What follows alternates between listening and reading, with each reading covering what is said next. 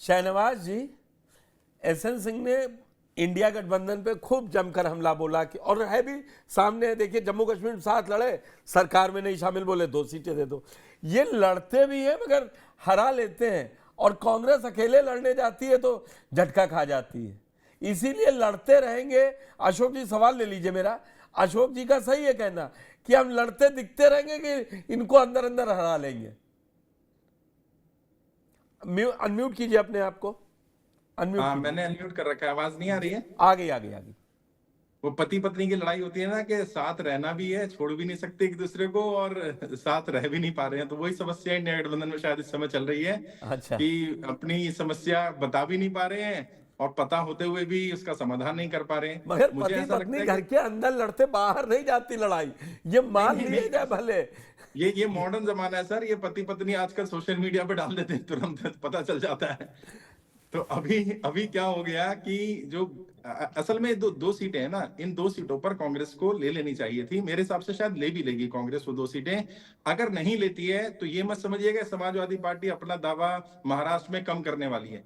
महाराष्ट्र की परिस्थितियां अलग हैं, और महाराष्ट्र की परिस्थितियों के हिसाब से मुझे लगता है कि मतलब 6-7 सीटें तो मिनिमम देनी पड़ेंगी। नहीं तो तो वहां अगर तो कर 6-7 दिया सीटें, ना, अखिलेश यादव 5 सीटों पे ऐलान भी कर दिया, 2 हाँ जो मैं वही उनके बोल रहा हूँ। सिटिंग थे और बाकी 3 और कर दिया उन्होंने, तो कल कर दिया ऐलान, वो तो रुक वहां नहीं रहे हैं। ये तो हो नहीं अखिलेश सकता यादव कि रुक कहीं नहीं रहे हैं।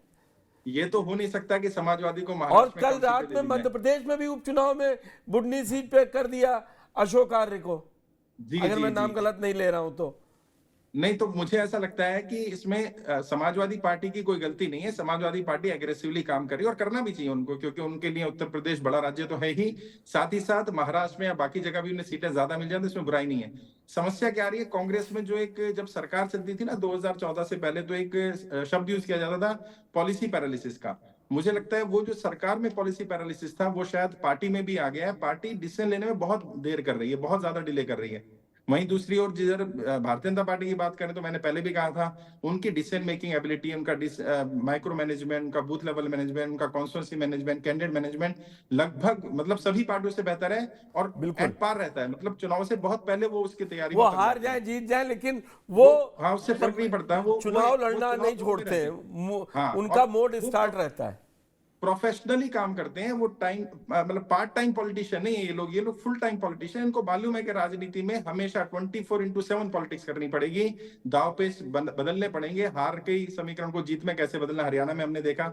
मैंने आपके चैनल पर ही कहा था, सब लोग मेरे खिलाफ बिल्कुल, थे, या लोगों को लग रहा था कि आपने ये गलत बोल रहे 35 हैं। सीटें कहा था कंफर्म है हाँ कांग्रेस की, और उसमें जी जो 2 4 5 बढ़े तो 3 ही जी। बढ़ी। हाँ, मैंने कहा था, सब लोग कह रहे थे नहीं ऐसा नहीं होगा, भारतीय जनता पार्टी के समर्थन में। अरे भाई, मैं वहां काम कर रहा हूँ, ग्राउंड पर हूँ, तो मैं तो वही बताऊंगा ना जो दिख रहा है। अब मीडिया कुछ भी परसेप्शन चलाए, वो खैर अलग इश्यू था, लेकिन आज की जो स्थिति बन रही है, मुझे लगता है कांग्रेस को 2 सीटें ले लेनी चाहिए। अगर नहीं भी लेंगी तो महाराष्ट्र में कुछ समाजवादी से छीन ले, वो तो होने वाला नहीं है। और ये एक, मैं फिर बता रहा हूँ, 2027 का ट्रेलर है ये इस चुनाव को हल्के में नहीं ले रही है समाजवादी पार्टी। भले ही अशोक जी ने बहुत लाइटली उसको बोल नहीं दिया नहीं, कि इससे फर्क नहीं पड़ेगा, अशोक जी ने लेकिन एक आम भाषा में कर दिया, वो वायरल ना हो जाए कहीं। मैं तो सोशल नहीं मीडिया नहीं, पे इस लेकिन बात से लेकिन मैं कहूंगा। मैं अशोक जी की एक बात बता दूं। मैं इन 9 सीटों को थोड़ा फॉलो कर रहा हूं। पिछले 15-20 दिन में समाजवादी बहुत एग्रेसिवली ग्राउंड पर, मतलब रूट लेवल पर जाकर काम कर रही है इन सीटों पर। और अगर ये 2 सीटें छोड़ भी देती है कांग्रेस, तो शायद छोड़ने का एक बड़ा रीजन ये भी होगा कि समाजवादी ने अंदर खाने बूथ लेवल पर बड़ा अच्छा काम कर लिया है। और ये फाइट बहुत बहुत इंटरेस्टिंग होने वाली है। ये मत समझिए कि ये चुनाव एक तरफा जाने वाला है 9 सीटों पर। भले ही प्रवक्ता कुछ कहते रहे, हाथी के दांत दिखाने के और है, खाने के और है। बीजेपी को मैं बता तो नहीं रहे मैं अशोक जी, आपका सवाल हो एहसन सकता सिंह जी से लूंगा, लेकिन जरा आप ये बताइए ना, बीजेपी में सब ठीक है क्या? निषाद को मना लिया आरएलडी पे कैंडिडेट का, और कुंदर की क्या देखिए, चक्कर है? और बीजेपी के पास एक तुरुप का इक्का है, नरेंद्र मोदी जी। अभी उनकी इन्वॉल्वमेंट, अमित शाह जी और नरेंद्र मोदी जी की इन्वॉल्वमेंट होगी, सब मान जाएंगे। ये तो अभी जैसे बोल दिया, अभी प्रवक्ता जी ने कहा, तो कल सुबह लिस्ट आ जाएगी। और पहले लिस्ट से पहले कोई कुछ भी कहता रहे, लिस्ट आने के बाद आपको सभी लाइन में लगे मिलेंगे, और सब कहेंगे हाँ जी बिल्कुल बढ़िया, बहुत बढ़िया, बहुत बढ़िया, वही होने वाला है। विज साहब कह रहे थे मुख्यमंत्री बनूंगा, और बाद में आप देखिए मैं दावा नहीं करूंगा। तो ये तो भारतीय जनता पार्टी का अलग है काम करने का तरीका। ठीक है। सुधांशु जी, मतलब गवर्नमेंट में पॉलिसी पैरालिसिस थी, शहनवाज जी असल में पॉलिटिकल ट्रेनर हैं, तो अब वो बता रहे हैं कि कांग्रेस पार्टी में के अंदर ये पैरालिसिस आ गया है, इसीलिए समाजवादी पार्टी अपना आगे काम कर रही है और चल रही। कांग्रेस में आप क्या देख रहे हैं, मतलब ये क्यों 2 सीटें ठीक थी, 2.23% उनके पास वोट नहीं था बिल्कुल विधानसभा में 2022, और आप कह रहे हैं कि हमें 5 सीटें दे दो। कैसे दे दे? मतलब संगठन आपका काम नहीं कर रहा था, मैं हरियाणा लाना नहीं चाह रहा हूं, और आप वोट मिला 39% आपको मिला और उनको 40 के लमसम मिला, 39.93 बीजेपी को। तो कांग्रेस को तो पहले संगठन पे काम करना चाहिए, सहयोगियों तो बाद में लड़े। जो मिल रहा था, शहनवाज जी सही कह रहे हैं, ले लेना चाहिए था। असल में पुष्कर जी, बिना हरियाणा को डिस्कस किए ये जो चीज हम लोग डिस्कस कर रहे हैं ना, वो समझ ही नहीं पाए। नहीं तो का मैंने तो ये कहा दरअसल इसीलिए। थी, कांग्रेस दरअसल क्या है ना, सदमे में है। और वो सदमा कोई मतलब आप ये मानकर चलिए कि हरियाणा का चुनाव पूरी कांग्रेस ऊपर से लेकर नीचे तक ये मानकर चल रही थी हम तो जीत गए, अब तो वहां बंटवारा हो रहा था कि मुख्यमंत्री कौन बने। मंत्रालय बांटे जा रहे थे, मंत्रालय। के दो बड़े दावेदार जो है, मतलब मैं एक पता नहीं, मैं बताऊं, हमारे गांव में एक कहावत है कि पानी में मछली है और हिस्सा लग रहा था कितना कुटिया किसको मिलेगा। तो हरियाणा में कांग्रेस यही कर रही थी, हिस्से लगाने में लग गई थी, और उसका दुष्परिणाम ये है। तो बहुत सारी बातों जो शहनवाज जी कह रहे हैं मेरी पूरी सहमति है। सवाल ये है कि, और कोई भी पॉलिटिकल एनालिस्ट के लिए बहुत बड़ा हरियाणा का रिजल्ट जो है ना, बहुत समझने वाला। आप नैरेटिव बना चुके, कांग्रेस ने नैरेटिव बनाया था। मैं इसलिए कह रहा हूँ, और इधर ही आऊंगा, कोई मैं उधर रुकने वाला, हरियाणा के लिए डिस्कशन हम कर भी नहीं। ठीक ठीक। कांग्रेस ने नैरेटिव बनाने में बड़ी एज ले लिया था हरियाणा के अंदर, क्योंकि पीछे यही चर्चा होती थी कांग्रेस नैरेटिव नहीं बना पाई। हरियाणा में कांग्रेस ने नैरेटिव बनाया, लेकिन फिर प्रॉब्लम आ गई कि उस नैरेटिव को घर घर तक मतदाताओं तक पहुंचाने का मामला था, जहां पर वो पूरी तरह से फेल हुई और हार गई चुनाव। सेम अब बात आती है कि दो तरह के रिएक्शंस हो सकते हैं। एक कहा जाता है, देखिए, एक रिएक्शन ये हो सकता था कि अगले ही दिन से आप दोबारा लगते हैं कि चलो हार गए, आगे को देखते हैं, जो बात आई जो बीत गई सो बात गई वाला करके आपको आगे बढ़ना था, क्योंकि आपके फैक्ट सामने फाइंडिंग आपके कमेटी बना दी। नहीं सर, वो तो अभी आते हैं फाइंडिंग कमेटी ले दो स्थिति होती है। एक तो होता है कि आपके पास ये समय है कि आप जो हुआ है उसकी चर्चा करें और तब कोई डिसीजन करें। आपके सर पे 2 चुनाव और ये विधानसभा का उपचुनाव, 3 चुनाव आपके सर पे खड़ा था, हरियाणा के तुरंत बाद झारखंड और महाराष्ट्र और ये उपचुनाव। तो मुझे लगता है एक पॉलिटिकल पार्टी के रूप में तुरंत आपको इस बात के ऊपर आना चाहिए था कि जो अब सामने पड़ा है पहले उसको देखते हैं, जो पीछे हो गया ठीक है, कमेटी बनेगी, जांच होगी, रिपोर्ट आएगी, और क्या रिपोर्ट आएगी पब्लिक में है कुछ ऐसी नई बात। देखिए पुष्कर जी, कुछ नहीं आना, सबको पता है कि क्या हुआ है हरियाणा के अंदर और क्यों कांग्रेस हारी है। बनाते रहे कमेटी, रिपोर्ट लेते रहे। अब आते हैं कि उत्तर प्रदेश में जो चीजें चल रही है दोनों दलों के बीच, यहाँ पर एक चीज महत्वपूर्ण, और ये पॉलिटिक्स में बहुत कॉमन, आप जीतते हो फिर आपकी सारी कमियां जो है कहीं न कहीं उसके ऊपर डिस्कशन नहीं होते और आपके बार्गेनिंग पावर बढ़ जाते हैं, इसमें कोई डाउट है नहीं। और अगर आप हारते हैं तो उसके लिए आपके पावर घटते हैं, फिर आपको कई चीजें बर्दाश्त करनी पड़ती। इसमें एक अभी यही हुआ, हरियाणा में कांग्रेस हार गई है, तो आप देखिए ना, जो समाजवादी पार्टी क्या कर रही है। समाजवादी पार्टी वेट कर रही थी हरियाणा के रिजल्ट का। हो सकता था कि हरियाणा का रिजल्ट कांग्रेस के लिए पॉजिटिव आता तो ना केवल उत्तर प्रदेश, झारखंड और महाराष्ट्र में भी इनकी बार्गेनिंग पावर अलग होती।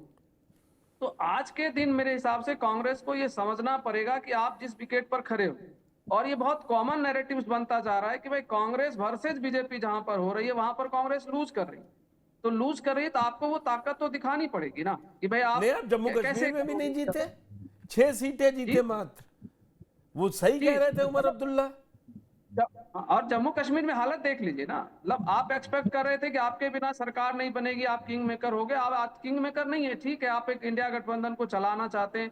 तो आज के दिन मुझे लगता है कि यहाँ पर इतना झगड़ा होना ही नहीं चाहिए था। जैसे अभी अशोक जी ने कहा कि भाई इनके लिए उतना महत्वपूर्ण है, हालांकि ये भी एक गलत स्टेटमेंट है। मैं विपक्ष की तरफ से अगर सोचूं तो मुझे लगता है कि ये स्टेटमेंट ठीक नहीं है, क्योंकि देखिए जब बीजेपी के बारे में यही कहा जाता है कि भाई वो किलर है, वो हर चुनाव को चुनाव की तरह लड़ता है। कौन सा एक मतलब पहले एक दौर वो आया था महानगर निगम के चुनाव परिषद का चुनाव हो, नगर निगम का चुनाव हो, बीजेपी के लड़ने का स्टाइल पूरा एक अलग है। मंत्री बीजेपी, तो हमको लगता है कि वो किलर इंस्टिंक्ट तो विपक्ष के अंदर भी आना चाहिए। लेकिन एक चीज जो है कि अभी इस तरह के मतलब विधानसभा उपचुनाव के लेवल पर इस तरह का आपसी मतभेद नहीं दिखना चाहिए था विपक्ष के अंदर।